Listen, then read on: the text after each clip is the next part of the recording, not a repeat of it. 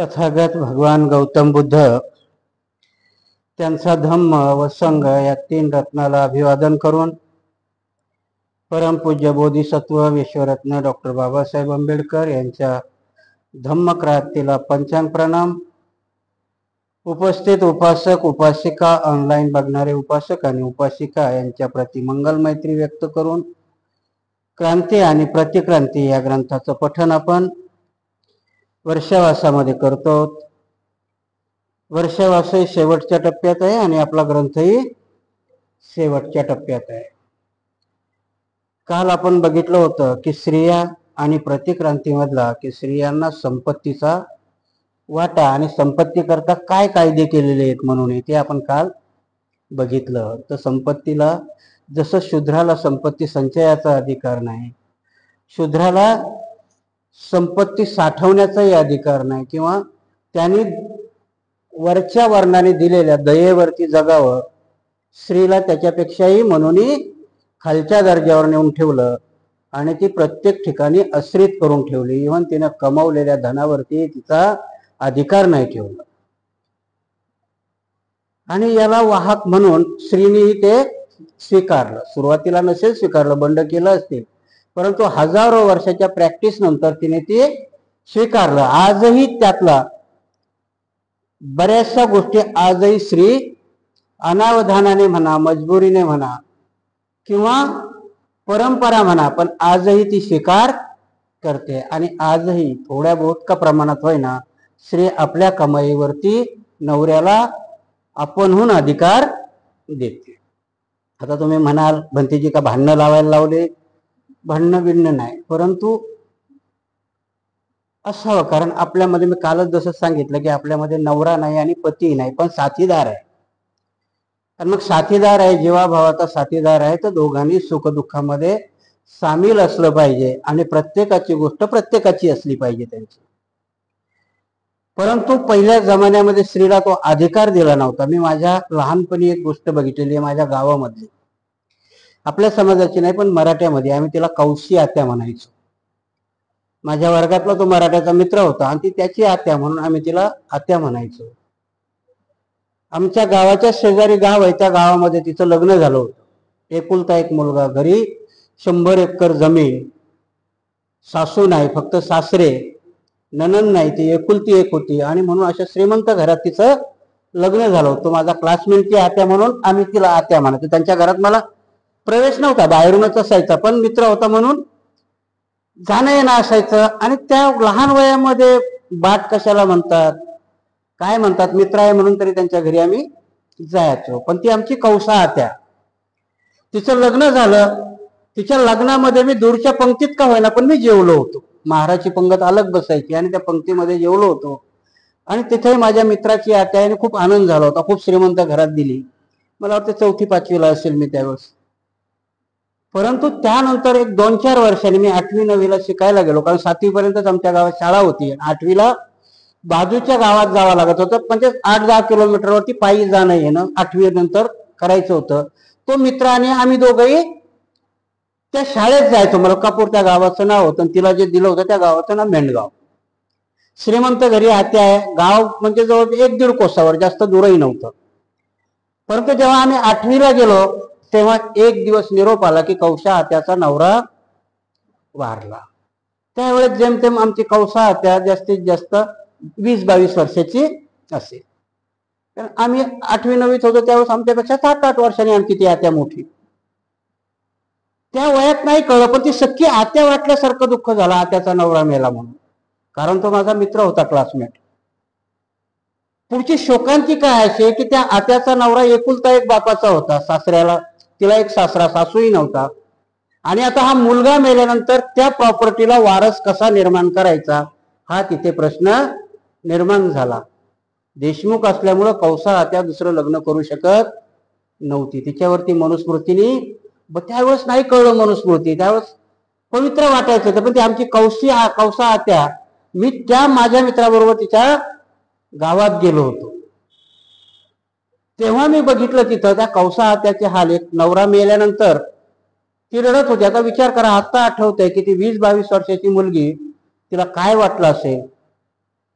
आता तुम्ही तुमच्या डोक्याला झिंझिण्या येतील की तिने घेतलेला निर्णय, त्या प्रॉपर्टीला वारस कमवायचा आहे म्हणून तिने काय निर्णय घेतला, तर सासऱ्याचं लग्न करायचा निर्णय तिने घेतला. सासऱ्याला बायको करून द्यायची, कारण इस्टेटीला वारस झाला पाहिजे. सासरा 62 वर्षाचा, ही पोरगी 22 वर्षाची, आणि तिने आपल्या बापाला म्हणजे माझ्या मित्राच्या वडिलाला आठ घातली की माझ्या सासऱ्याचं लग्न करून द्यायची जबाबदारी तुमची. त्या 8व्या वर्गात चांगलं कळत होतं आम्हाला. त्या वयात पण असं वाटत होतं की का करून देते ती. आता तिच्या सासऱ्याचा होणारा पोरगा नात्याने हिचा दीर असेल की नाही, हा हिला सांभाळेल का. त्या वयात पण मला हुरहुर होती, ह्या कौसा त्याला तो सांभाळेल का. परंतु ते 4-5 महिन्यात श्रीमंत माणसाला त्यावेळेस मुली द्यायला कोणी कमी करत नव्हतं, आणि त्या 62 वर्षाच्या आमच्या कौसा त्याच्या सासऱ्याला हिच्यापेक्षा लहान मुलीशी लग्न करून दिले. आता विचार करा तुम्ही, कौसा त्यापेक्षा लहान, आणि 2 वर्षांनी त्या बाईला मुलगा झाला. 5-7 वर्षानंतर कौसा त्या आमच्या गावात साभार परत आल्या. कारण का, ज्या सासऱ्याचं लग्न करून दिलं होतं त्या सासऱ्याची सून आता ह्या पोरीला समोर, कारण तिची बी ही सूनच होती ना, नात्याने कोण होती, तिची जाऊ लागत होती. आणि म्हणून तिने सांगितलं तुझं इथं काही काम नाहीये. तिने आमची ती कौसा त्या गावी पाठवून दिली. आत्ता मला कळते की त्या मनुस्मृतीने त्या बाईवर किती अन्याय केला होता, आणि तिने हसत हसत झेलला होता. तिचा किती मोठा त्याग होता. जर बाबासाहेब त्यावेळेस तिच्या करता असते तर त्या पूर्ण प्रॉपर्टीची मालक ती झाली असती, परंतु तिला ते स्वहा करावं लागलं. आज तुम्ही विचार करा की सासऱ्याचं लग्न करून दिलं, सासऱ्याला दुसरी बायको करून दिली, त्याला मूल झालं, आणि त्या मुलाच्या बायकोनी हिला घराच्या बाहेर काढून दिली. माझ्या डोळ्याच्या समोरची आहे. मला वाटतं 5-6 वर्षापूर्वी त्या आमच्या कौसा त्या वारल्या.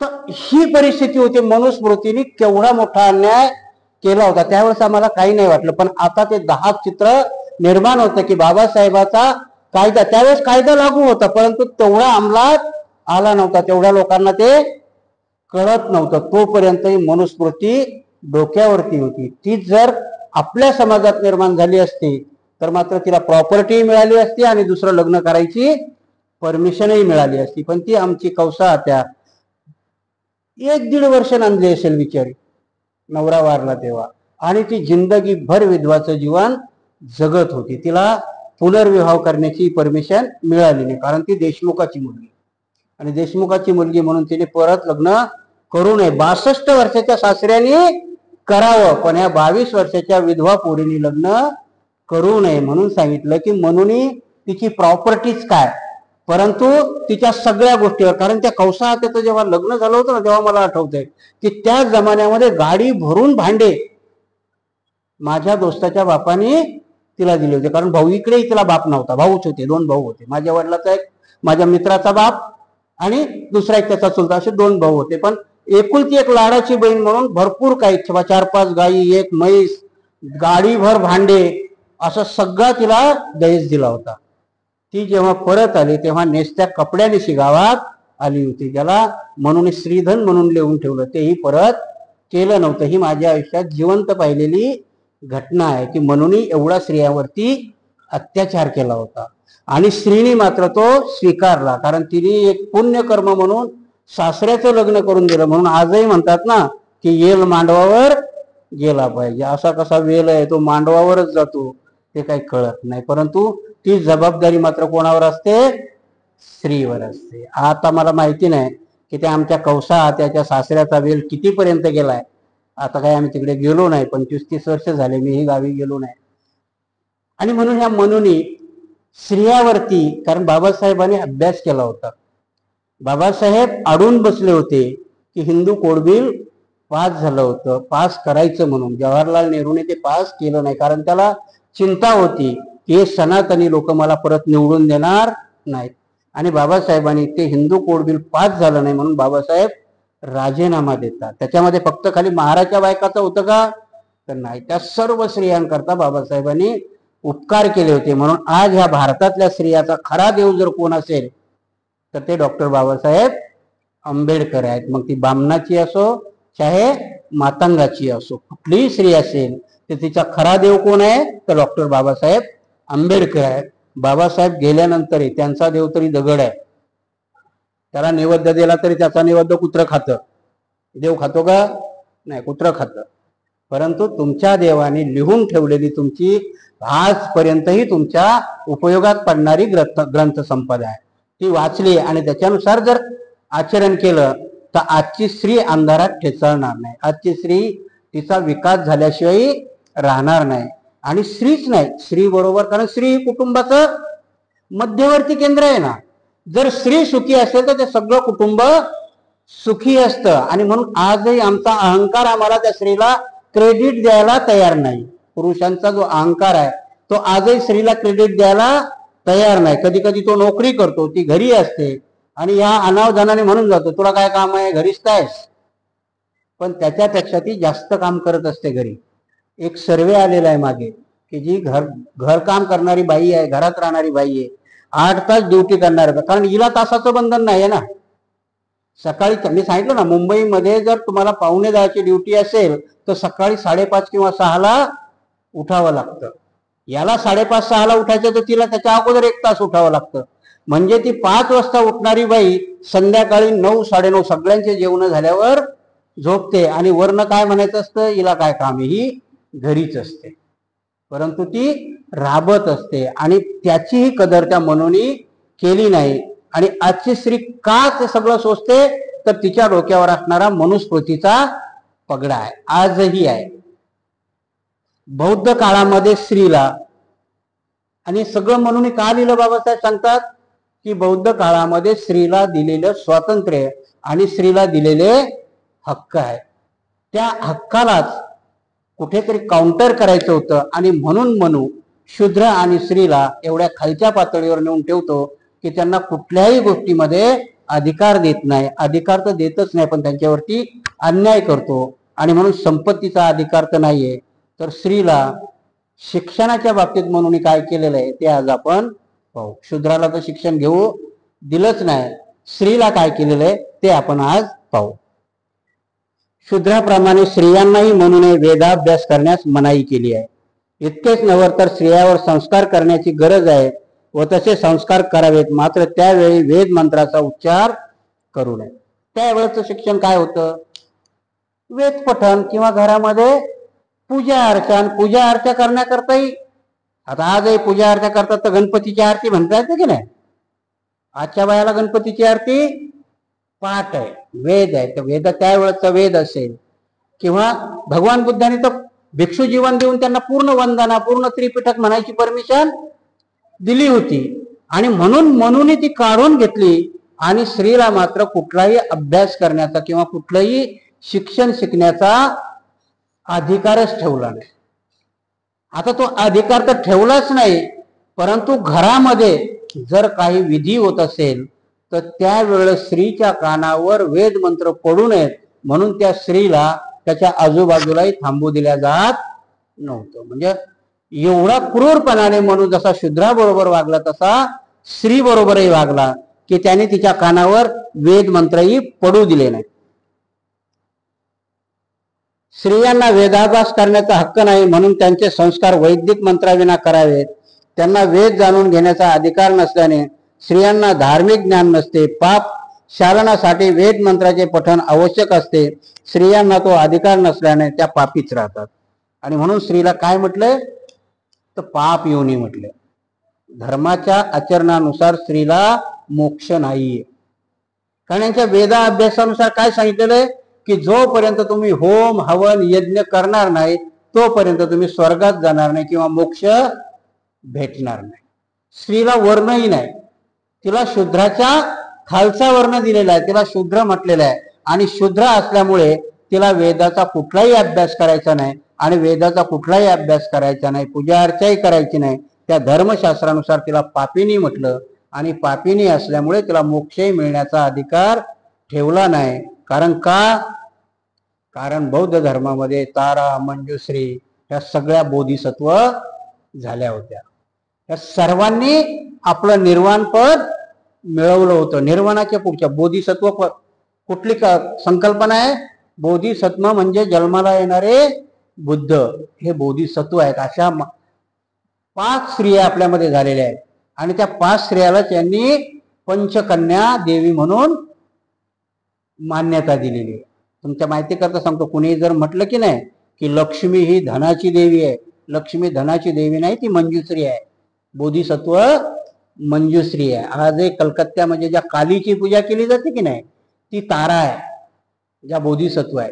कारण त्यांना शह देण्याकरता स्त्रीचं स्वातंत्र्य तर काढून घेतलंच, पण ह्या 5 बायांना देवी बनवून आपल्या त्यांच्या पुढे पानाती पाता वीरमणी सारेचे सारं तिला तोडण्याकरता तिथे बळी देण्याची प्रथा चालू केली. कारण त्या स्त्रीवरती त्यांनी आदर्शही घेऊ नये आणि कुठेतरी अडचणीत आले की मग मात्र त्यांचे साधू संत म्हणतात की स्त्रीला आम्ही देवीचा दर्जा देतो. पण देवीचा दर्जा हे मतलबीपणाचं असतं. टोटल स्त्री त्यांनी अत्याचार केलेले आहेत, स्त्रीवरती खूप मोठा अन्याय केलेला आहे. आणि म्हणून बाबासाहेब इथे लिहून ठेवतात की स्त्रियांना पापी ठरवण्यात आलं की त्या, आता विचित्र प्रकार बघा की त्या स्त्रीच्या पोटी जन्म घेणारा माणूस त्यांच्याच भाषेतला सद्गुरू बनू शकतो, पण ती मात्र पापी असते. त्या वेळेच्या बायाने कुणी तर्क लावले नाही, एखाद्या वेळेस लावलेही असतील. त्यांच्या शास्त्रामध्ये पुढे आलंय, बाबासाहेबांनी सांगतात की बाबासाहेब मनुच्या पूर्व काळामध्ये, आपण जे मागचे जे प्रकरण पाहिले तर मनुच्या पूर्व काळामध्ये वर्ण होते, पण वर्ण कसे होते? गुणानुक्रमांकाने होते. जर गुणानुक्रमांकाने वर्ण असेल तर स्त्रीवरती अत्याचार झाला नसेल ना बुद्धपूर्व काळामध्ये. बुद्धाच्या काळात तर झालाच नाही, पण बुद्ध पूर्व काळामध्येही झाला नसेल. कारण बुद्धपूर्व काळाच्या खूप सारे डिस्प्यूट आहे. बुद्धपूर्व काळामध्ये एक त्यांचं दर्शन सांगतं की बुद्धपूर्व काळामध्ये वैदिक पद्धत होती. पुरावा कुठेही सापडत नाही, पण गृहीत जरी धरलं वैदिक पूर्व काळ, वैदिक जर धर्म असेल किंवा वैदिक काळ असेल तर त्या वैदिक काळामध्ये, बुद्धपूर्व काळामध्ये जसे वर्ण गुणानुक्रमांक होते तसे स्त्री ही गुणानुक्रमांक असतील ना. जर चांगली स्त्री, गुणाने चांगली स्त्री असेल तर तिला चांगला दर्जा निश्चित असेल, आणि स्त्री जर गुणाने चांगली नसेल तर तिला हीन दर्जा असेल. हे कधी असेल तर बुद्ध पूर्व काळामध्ये. पण बुद्ध पूर्व काळामध्ये बुद्ध काय सांगतात की बुद्ध का पूर्व काळामध्ये 27 बुद्ध झालेले आहेत. म्हणजे बुद्ध पूर्व काळही बुद्धाचाच काळ आहे, तो डेव्हलप होत होत आलेला आहे. कारण याची उदाहरणं अशी आहेत की भगवान बुद्ध जेव्हा निष्क्रमण म्हणजे ग्रहत्याग करतात तेव्हा पहिला आहे की ते एका ठिकाणी जाऊन प्रवज्या घेतात. म्हणजे त्यावेळेस आता काय होते, आता बरेचसे पंथ निघाले, म्हणून हिंदूचा माणूस झाला तर काय होतो, तो साधू होतो. जैनाचा झाला तर त्यांच्यामधला दिगंबर किंवा स्वतंबर जे असेल त्या पद्धतीचा ऋषी होतो. मुसलमानामध्ये मौलवी होतो, ख्रिश्चनामध्ये पादरी होतो, तुमच्यामध्ये भिक्षू होतो. अशा प्रकारचा त्यावेळेचाही प्रघात चालत आलेला असेल आणि म्हणून भगवान बुद्धांनी प्रवज्या घेतलेली आहे. ते वयाच्या 8व्या वर्षी आपल्या बाहेर त्याच्यामध्ये जाऊन प्रवज्या घेतात ते, म्हणजे तिथपर्यंतही पूर्व बुद्धाचा प्रभाव होता. याला म्हणण्याला बरीचशी कारणं आहेत. आणि म्हणून बाबासाहेबांनी इथं लिहिलं की बुद्धपूर्व काळामध्ये की बायांनाही वेद वाचण्याचा किंवा यज्ञ कर्म करण्याचा अधिकार होता. बाबासाहेब एका ठिकाणी परत लिहितात की तीच प्रथा पाजरत येताना आजही तुम्ही टीका ऐकली असेल की सत्यनारायणच्या पूजेला नवरा आणि बायकोलाच बसावं लागतं.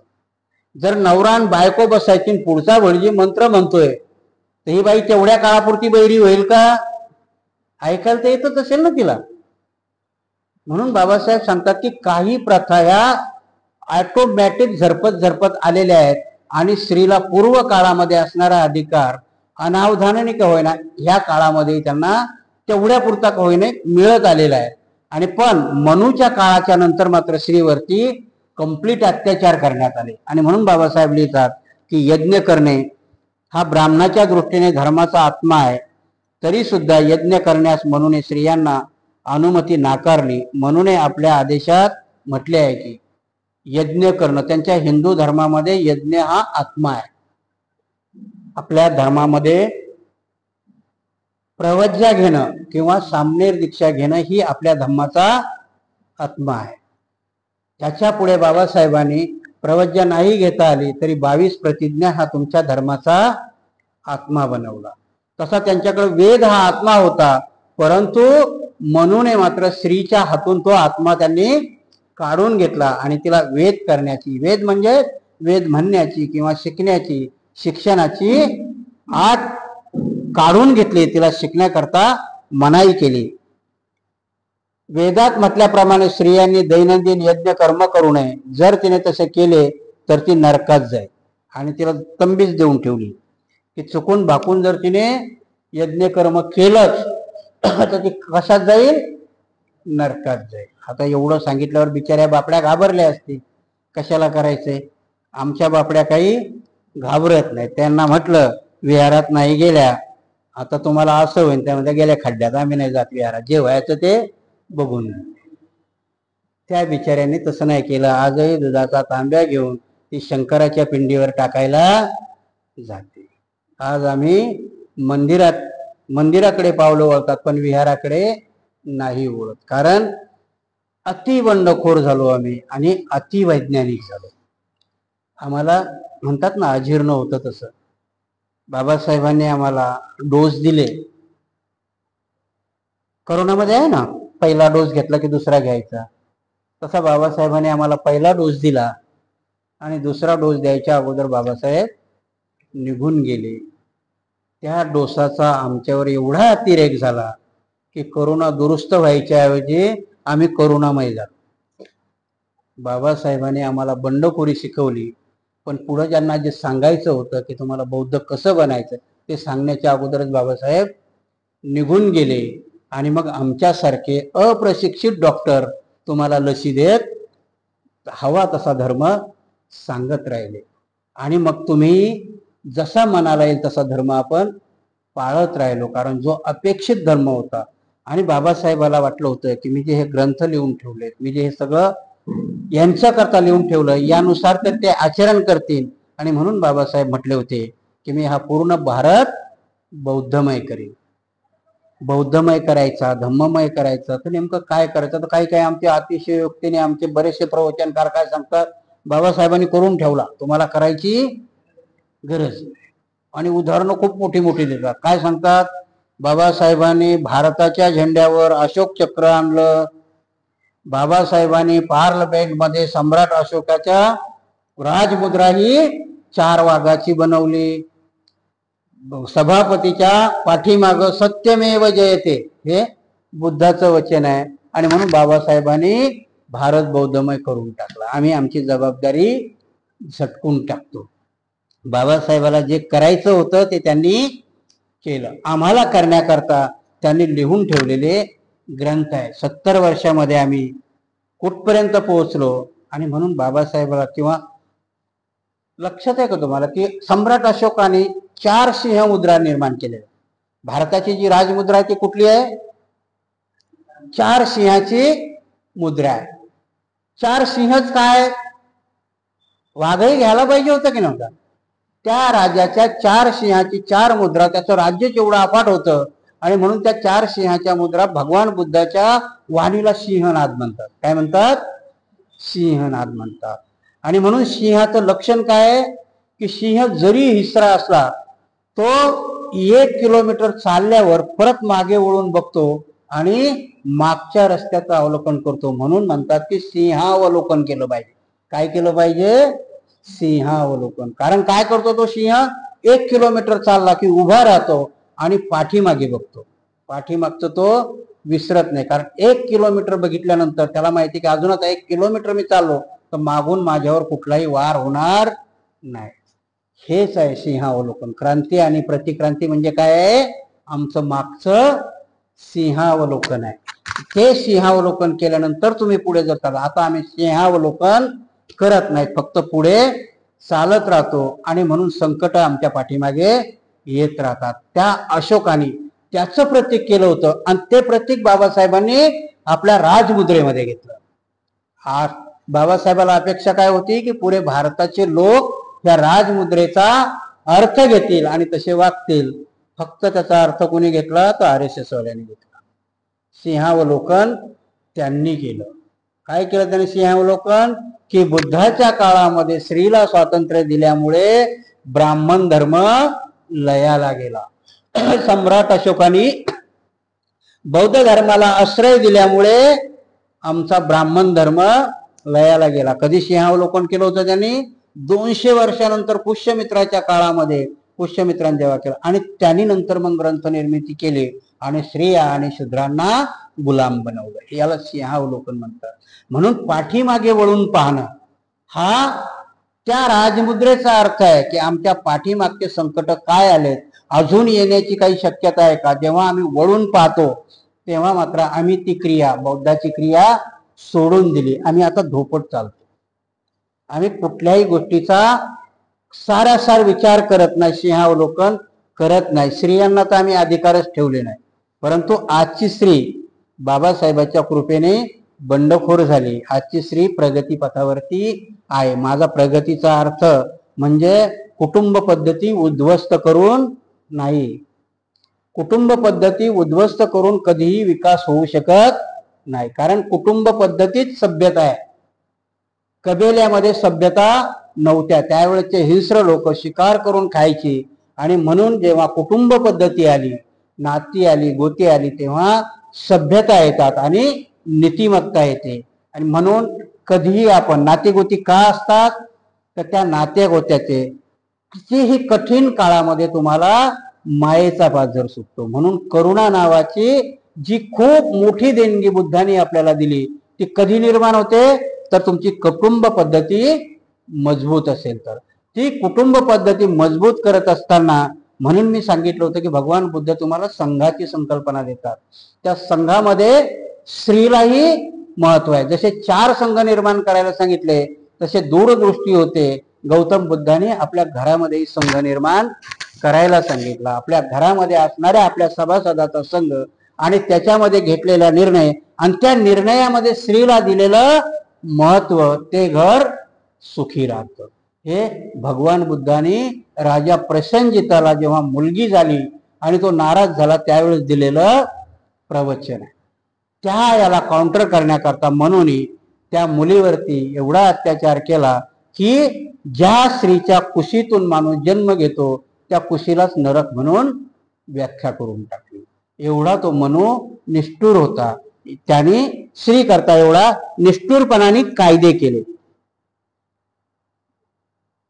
त्याच्या पुढे तो काय करतो की तिने जर बंडखोरी केली तर तो म्हणतो स्त्रीने केलेल्या यज्ञातील अन्न ब्राह्मणाने खाऊ नये. जर चुकून माकून स्त्रीच्या मनात आलंच की मी यज्ञ करते तर त्या यज्ञातलं अन्न ब्राह्मणाने खाऊ नये. संकल्पना काय होते? जोपर्यंत तो पठ्ठ्या जेवत नाही तोपर्यंत त्या देवाला पावत नाही. कारण ब्राह्मण हे जमिनीवरचे भूदेव आहे आणि ब्राह्मणाला आजही का जेव घालतात? आता सध्या श्राद्ध पक्ष चालू आहे माहिती आहे का तुम्हाला? तुमच्यामध्ये पुण्यानुस्मरण आहे. त्यांचा वारा पंधरवाडाच आहे. त्याच पंधरवाड्यात त्यांचा पितृपक्ष येतो. जेवायला सगळे येतात. ह्या पंधरवाड्यामध्ये त्यांचा पितृपक्ष आहे आणि त्या पितृपक्षामध्ये आपले मेलेले सगळे वाडवडील त्याला जेवू घालतात ते ह्या 15 दिवसात. म्हणून त्याला पितृपक्ष म्हणतात. आणि त्या पितृपक्षाचा अजून एक नवल आहे की तो पितृपक्षात तुम्ही विचार करा की आपल्या घरी जर समजा आपला वाड वडील आले तर शुभ आहे की नाही? आनंद होतो ना. की दुरून जर समजा आता तुम्ही इथं नोकरी करताय आणि घरून आजोबा आले तर नातो खुश होतात की नाही? त्यांचे खुश नाही होत. हा पंधरवाडा अशुभ मानला जातो. ह्या पंधरवाड्यात चांगलं काम करायचं नाही कारण हा पितृपक्ष आहे.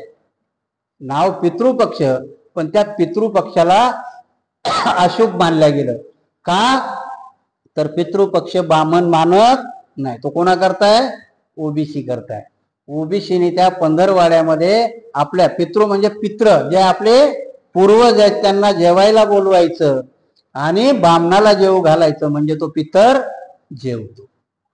ही केलेली त्यांनी बामणाची सोय आहे. आणि तो अशुभ का केला तर त्याला माहिती आहे की जर हे दुसरं काही शेताबिताचं काम करायला लागले तर म्हणतील जाऊ द्या पुढच्या वर्षी घालू पित्राला जेवण. घालणार नाहीत.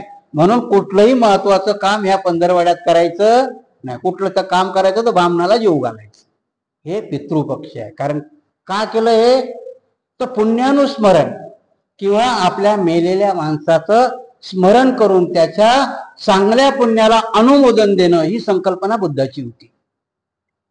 आणि ती बुद्धाच्या संकल्पनेला काउंटर विकृत करण्याकरता बुद्ध काय करायचे की ज्या तारखेला, कारण अमावस्या पौर्णिमा असायची त्यावेळेस, कुठलीही गोष्ट तारखा होत्या का, कॅलेंडर आत्ता आले, त्यावेळेस कॅलेंडर नव्हते. अमावस्या आणि पौर्णिमा याच्या मधल्या काळामध्ये कधी जर माणूस मेला तर त्या महिन्यातल्या अमावस्या पौर्णिमेला त्याचं पुण्यानुमोदन किंवा त्यांचा संस्कार विधी केला जायचा. आणि त्यावेळेस मग धम्म सांगितला जायचा, भिक्षू जायचे तिथे त्यांचा अनुमोदन करायचे. त्याला काउंटर करण्याकरता यांनी एक पंधरवाडा पितृपक्ष निर्माण केला. म्हणून सगळ्या गोष्टी ह्या तुमच्या चोरून केल्या आणि त्या विकृत पद्धतीने केल्या. आणि विकृत करता करता त्याच्यामध्ये शूद्राला आणि स्त्रीला कसं दास्य देता येईल हे केलं. पितृपक्षामध्ये फक्त खाली पुरुषालाच बोलावलं जातं, कुठल्या आजी बिजीला नाही. कारण स्त्री ही त्या लायकीची पण त्यांनी समजली नाही. आजही पितृपक्षामध्ये कधी तुमच्या मैत्रिणी असतील तर बघा तुम्ही जाऊन, पितृपक्षामध्ये त्याचा बाप आजा पंजा यांनाच बोलावल्या जातं, त्या बाईला बोलावल्या जात नाही. का जात नाही, तर ती पापी नाही, तिला मोक्ष मिळू शकत नाही मनूच्या याच्यानुसार. आणि म्हणून ती पितृपक्षात नाहीये. कारण मग मातृपक्ष काढावा लागला असता की नाही. जसं पितृपक्षाला भोजन दान आहे तसं मातृपक्ष काढावा लागला. मातृपक्ष नाहीये, पितृपक्ष आहे फक्त खाली. म्हणजे पुरुष मंडळीलाच बोलावल्या जातं. इथे बौद्ध धर्मामध्ये तसं नव्हतं. बौद्ध धर्मामध्ये अनुमोदने आईलाही असायचं आणि बापालाही असायचं. त्याला काउंटर करण्याकरता स्त्रीला एवढं हे केलं की स्त्रीचा मातृपक्षही त्यांनी निर्माण केला ना. आता बंडखोरी करायला पाहिजे पण नाही करत बिचाऱ्या. त्यांनी करायला पाहिजे ना. तू तुझ्या बापाला बोलवतो, मी माझ्या मायला बोलवते. तू बाबनाला बोलव, मी भंतीजीला बोलवते. करायला पाहिजे त्यांनी, पण त्या नाही करत. अजूनही त्या मनुस्मृतीच्या जोखंडामध्ये अडकलेल्या आहे. ज्या दिवशी त्या जोखंडातून बाहेर निघतील स्त्रीचा उद्धार त्या दिवशी होणार आहे. किती त्या जोखंडातून बाहेर निघेल, त्या जोखंडातून बाहेर निघेल की ऑटोमॅटिक तिची कुटुंब संस्थाही सुदृढ होईल. कालच्या याच्यामध्ये एका बाईने, नाव नाही मला, तिने खाली जे वाचतंय तिने त्याच्या खाली कमेंट केली की भंतेजी, सगळ्या प्रश्नाचे उत्तर मिळतात, फक्त पुरुषांनी पंचशिलाचं पालन केलं पाहिजे, आमच्या स्त्रियावरचे अत्याचारच मिटून जातात. खूप सुंदर लिहिलं त्या बिचारीने की पुरुषांनी पंचशिलाचं पालन केलं पाहिजे. त्याचप्रमाणे मी महिलांनी सांगेल की तुम्ही पंचशिलाचं पालन केलं पाहिजे. दोघांनी केलं तर स्वर्गाहून सुंदर घर निर्माण होऊ शकतं. आणि म्हणून बाबासाहेबांनी स्त्रीला महत्व देण्याकरता, स्त्रीचा महत्वाचा केंद्रबिंदू ओळखण्याकरता हे ग्रंथ लिहून ठेवले. कारण दुःख माणसाला कधी कळतं की जेव्हा अनुभव येईल तेव्हा. विजेच्या बटनामध्ये बोट तुम्ही का घालत नाही, तर कधी ना कधी त्याचा करंट लागलेला असतो, त्याचा अनुभव आलेला असतो. अनुभव असतो म्हणून लहान मुलाला बघा वरती कुठेही बोट घालतं, कारण त्याला अनुभव नाहीये. तुम्हाला अनुभव असतो किंवा कोणाचा तरी तुम्ही बघितलेलं तरी असतं, कोणाला शॉक लागला. आणि तशाच पद्धतीने ही ग्रंथ जी आहेत त्या आपल्याला शॉकचा अनुभव आहे. पाठीमागे काय झालं, आमच्या पूर्वजासोबत काय झालं, माझ्या स्त्री जाती बरोबर काय झालं, हे ज्या दिवशी तुम्हाला कळेल त्या दिवशी तुम्ही पुढच्या गोष्टी सावधानतेने कराल. नुसतंच तुम्हाला बंडखोरी शिकवली का, तर नाही. बंडखोरी मी काल सांगितलं की जसं अधिकार मागता तसे कर्तव्यही आहेत. नुसता अधिकार नाही तर माणसाला कर्तव्य पण करता आले पाहिजे.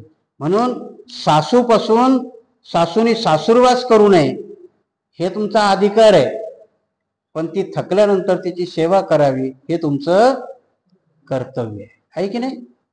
कारण स्त्रीला, माणसालाही तसं आहे, प्रत्येकाला जिचा अधिकार येतो त्यालाच लागून कर्तव्य येतं. आणि ह्या दोन गोष्टीची गुंफण जो कोणी व्यवस्थित घालेल त्याची वेणी सुंदर झाल्याशिवाय राहणार नाही. कारण ह्या दोन गोष्टी जर तुम्ही एकात एक मिसळून त्यातली एक जरी विस्कळीत झाली, आज घटस्फोट का होतात भारतामध्ये, आता पाश्चिमात्यासारखे जवळजवळ 25 ते 30% घटस्फोट व्हायला लागले. का व्हायला लागले, तर ही गोष्ट नाही त्यांच्यामध्ये की दोघांनाही समजून घेण्याची वृत्ती नाही. फक्त मला माझे अधिकार हवेत, कर्तव्याला मी बांधील नाही.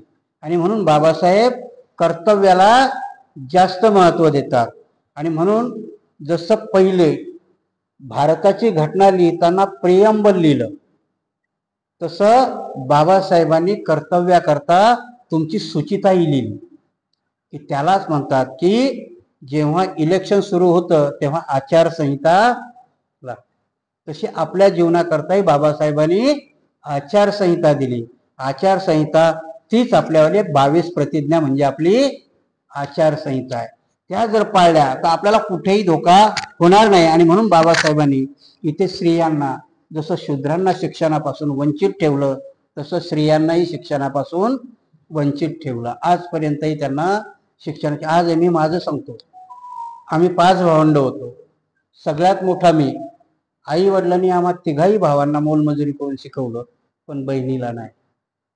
आज ते लक्षात येतं की आमच्यामुळं आमच्या बहिणीवरती अन्याय झाला. आणि ते शिकलेल्या नसल्यामुळे मग त्या शेतकऱ्याच्या घरामध्येच त्यांची लग्न झाली. आजही मला वाटतंय की मी तिच्या हिश्श्याचं खाल्लेलं आहे. कारण मला शिकवता शिकवता माझ्या आईबापांनी त्यांना नाही शिकवलं, कारण तो त्यांचा अधिकार होता. परंतु कारण त्या जुन्या विचारसरणीमुळं हिला काय चूल आणि मूल असेल, 4थी शिकली बस झाली. आता गावात 7वी पर्यंत शाळा आहे म्हणून 7वी पर्यंत शिकवल्या, पुढे मुली शिकवल्या नाही. त्याच्यानंतरचं अजून मोठं कोडं मी सांगतो तुम्हाला. दुसरा मोठा अन्याय काय की मुलगी ग्रॅज्युएट झाली, पोस्ट ग्रॅज्युएट झाली, पण लग्न झाल्यावर तिच्या शिक्षणाची कुचंबना करून तिला हाऊसवाईफ केलं. हे एक प्रकारचं तिचं शिक्षण नाकारणं आहे. तिला तिच्याप्रमाणे डेव्हलप होऊ द्या. जर आई वडिलांनी तिला एवढ्या लेवलपर्यंत शिकवलंय तर तेवढं, पण हा इंजिनियर असतो, तो म्हणतो तुला नोकरी करायची गरज नाही. कारण त्याला माहिती हिनं नोकरी केली की मला भांडे घासावं, कारण ती आल्यानंतर त्याने भाकरी केल्या तर मला भांडे घासावं लागतील ना, म्हणून तो त्याची सोय करतो. आणि त्याला वरून परत बढाई की काय मारतो, मी सक्षम आहे. नको होऊ सक्षम, दोघं बरोबरीने चला, दोघांचा प्रपंच चांगला होईल. म्हणून कुटुंब पद्धती व्यवस्थित करताना बाबासाहेबांनी त्याच महाडच्या 14 तळ्यामध्ये बाबासाहेब साध्या भाषेत सांगतात बायकांना की स्वच्छ कपडे घाला, वेणी पेनी स्वच्छ करा, पण नवरा जर भाकरी कमवत असेल तर तुम्ही त्याला हातभार मिठाचा जरूर लावा. हे शब्द आहेत बाबासाहेबांचे. आणि म्हणून आज आपण हा क्रांती आणि प्रतिक्रांती ग्रंथ शिकत असताना याच्यातला अर्थ काय तर माझ्या आजा पंजांना ह्या मनूनी शिकू दिलं नाही. मला शिक्षणाचा अधिकार मिळाला तर माझं कर्तव्य काय, मला मिळाला तो दुसऱ्याला कसा मिळेल, किमान माझ्या नात्या गोत्यातल्या माणसाला कसा मिळेल. मी एका जरी माझ्या गरीब नात्यातल्या किंवा जी मुलीला शिकवत नाही त्याला जरी कन्व्हिन्स केलं तर बाबासाहेबाचा तुमच्याकरता केलेला प्रयत्न आणि भगवान बुद्धाने तुम्हाला दिलेलं स्वातंत्र्य सार्थकी लागेल. आज आपण ह्या ग्रंथाचा इथे थांबूया. उद्या बघू आपण स्त्रियांना पतीच्या संपत्तीचा वाटा.